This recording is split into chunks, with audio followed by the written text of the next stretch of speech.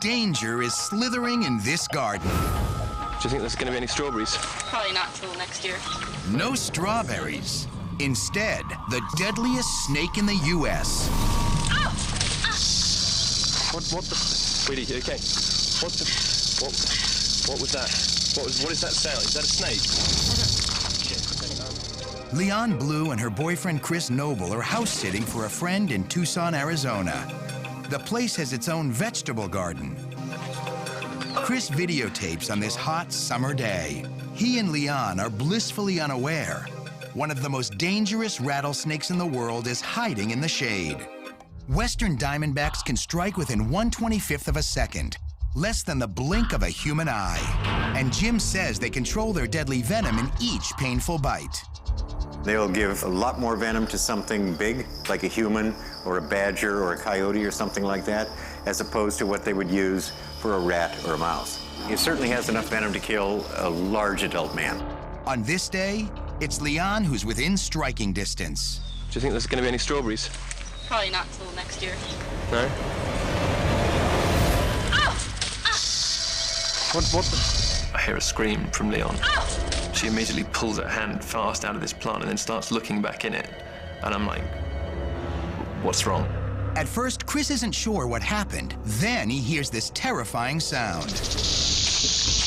It just struck fear inside me. This was a sound that instinctively I knew was danger.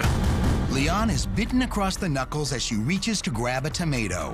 When the rattler strikes, its mouth opens 180 degrees and retractable fangs drop down. Once the snake bites, venom flows through the fangs. He was probably just in the shade, and she stuck her hand in there and startled him.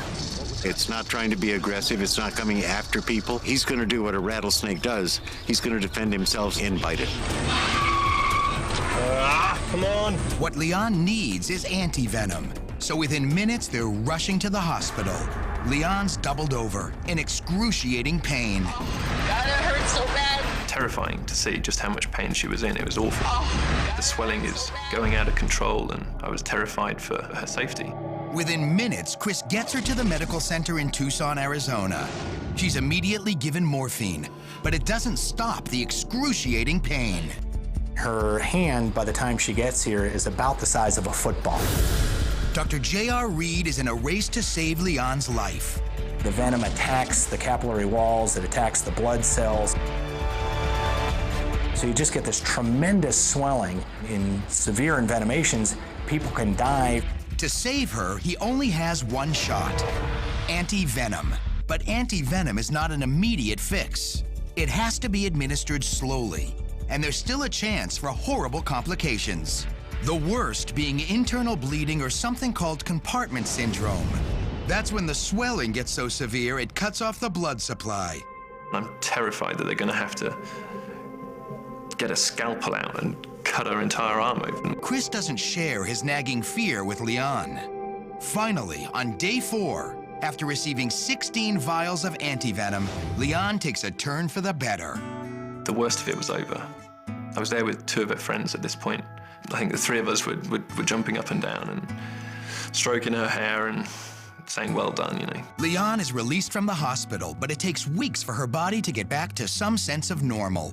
I gained about 10 pounds in weight. My arm probably at least doubled in size, maybe even more than that.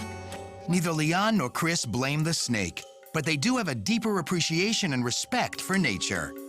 I definitely don't have a animosity or anger or hatred towards snakes.